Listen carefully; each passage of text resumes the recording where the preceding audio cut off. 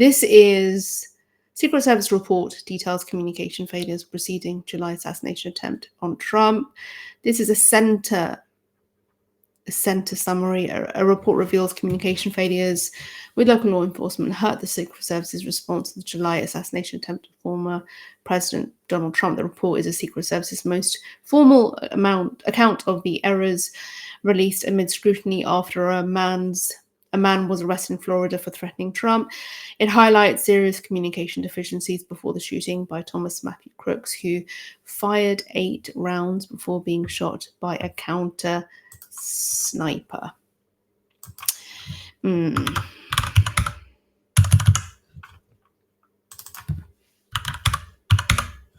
Just making some updates to the stream so people can find this and the content on it accurately. What I'm reading? Okay, let's go down. So here we have, let's go to high factuality, non-mixed factuality. Let's go to only one high factuality, the journal. Let's see. Let's make sure you're not behind a paywall. You're not. Wonderful. We like this. Okay, so here we have the journal. Secret Service admits communication failures. Communication breakdowns with local law enforcement hampered the Secret Service's performance ahead of July assassination attempt on former US President Donald Trump, according to a new report. A 5-page document summarizing the Secret Service's report's key conclusions finds faults with both local and federal law enforcement. Let me just put some stuff in the chat. Go. Underscoring the cascading and wide-ranging failings that preceded the 13th July shooting at a Butler, Pennsylvania campaign rally, where Trump was wounded in the ear by gunfire. Though the failed response has been well documented through congressional testimony, new media investigations, and other public statements, the report was being released today marks the Secret Service's most formal attempt to catalogue the errors of the day, and is being released amid fresh scrutiny following Sunday's arrest in Florida of a man who authorities say wanted to kill Trump. It's important. My head just did this kind of thing as I tried to move on. It was a bit glitchy, wasn't it? I'm not in the Matrix. I'm not glitching. I just did a bit of a jolt. Thought of something. I won't talk about it here because it'll be too much of a tangent. It's important that we hold ourselves to account for the failures of 13th July and that we use the lessons learned to make sure that we do not have another mission failure like this again. Secret Service Acting Director Ronald Rowe Jr. said in a statement accompanying the release of the report into the agency's own internal investigation. The report details a series of communications deficiencies before the shooting by 20-year-old Thomas Crooks, who was shot by a Secret Service counter-sniper after firing 8 rounds in Trump's direction from the roof of a building less than 150 yards from where Trump was speaking.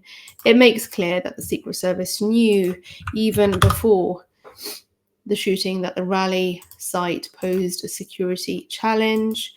Among the problems are the fact that some local police at the site were unaware of the existence of 2 communication centers on the grounds, meaning officers did not know that the Secret Service were not receiving their radio transmission. Law enforcement also communicated vital information outside the Secret Service's radio frequencies.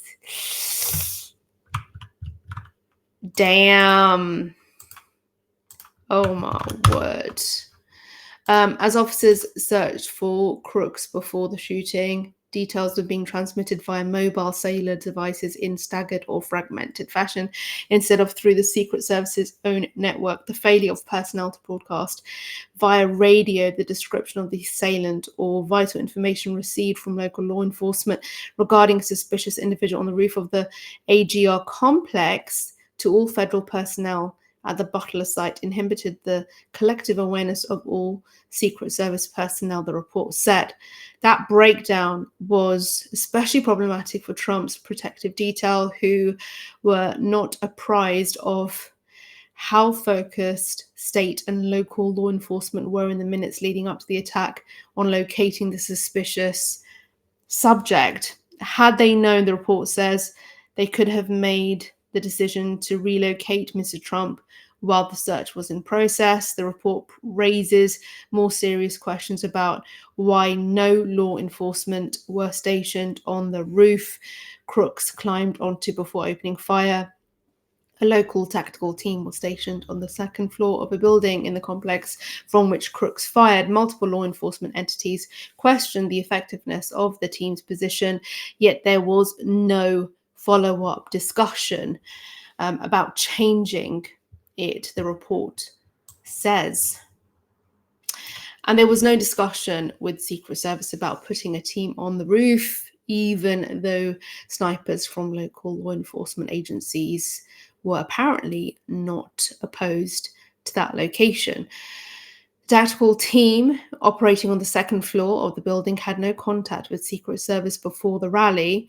The team was brought in by a local police department to help with the event without Secret Service's knowledge, the report says. The Secret Service understood in advance that the rally site selected by Trump's staff, because it better accommodated the large number of desired attendees, was a security challenge because of lines of sight that could be exploited by a would-be attacker. And yet the report said no security measures were taken on 13th July to remove those concerns, and the Secret Service lacked detailed knowledge about the local law enforcement support that would even be in place. The report's executive summary does not identify specific individuals who may be to blame, nor does it indicate whether any staff members have been disciplined, though. The Associated Press has previously reported that at least 5 Secret Service agents have been placed on modified duty. The director at the time, Kimberly Cheetle, resigned more than a week after the shooting, saying she took full responsibility for the lapse. The Secret Service's investigation is one of numerous inquiries, including by Congress and a watchdog probe by the Department of Homeland Security's Inspector General Office.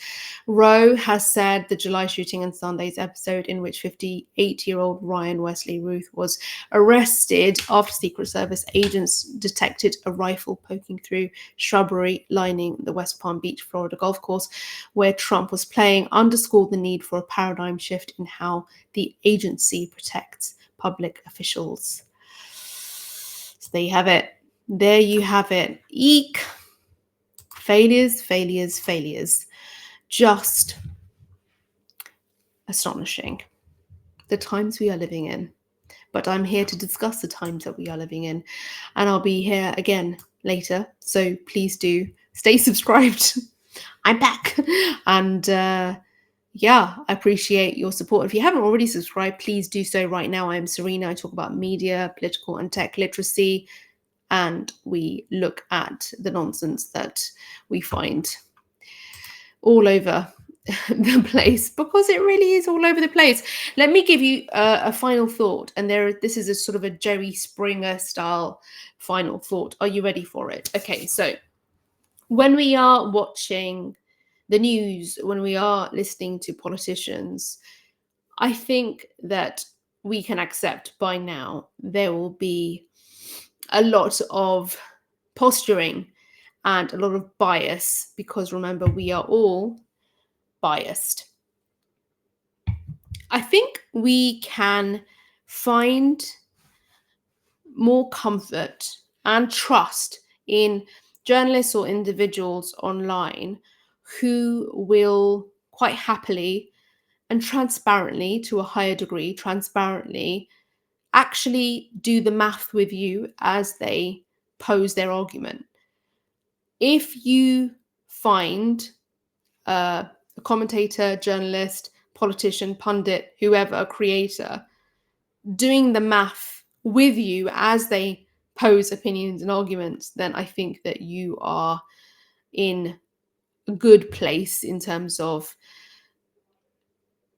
knowing that there is going to be more integrity in what's being shared and said.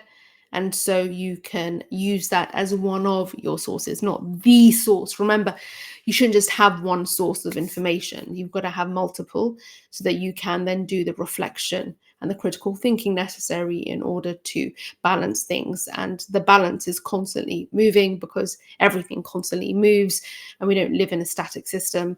And yes, that means more work for you and I to do. But of course, there is, because we are humans and we are alive and we have all these faculties. So we've got to use them. We've got to demonstrate how we use them so that others can also see that they've also got to use their faculties in order for us to be far more able to discern what's higher in accuracy, because the truth changes all the time, apparently. Well, apparently it does, because things are always changing all the time. So we have to understand context, we have to do the work, we have to expand our awareness. So when you do have somebody in front of you who is willing to do the math in front of you and show their calculations and how they got to where they're getting to, and to sort of break down the opinion and the position that they have, then I think you're onto something good with that person, and you should definitely subscribe or continue to sort of follow that person and also still question what they have to say. At least you know that they are going to be higher on your list of trusted sources. So I appreciate that sources is in SOURCES, not sources as in ketchup or hot sauce. So I do appreciate you coming through, and I do enjoy looking at slightly spicier topics as well. Keeps things a little bit more entertaining. So I hope you have been entertained. Are you not entertained? And I will see you in the next one.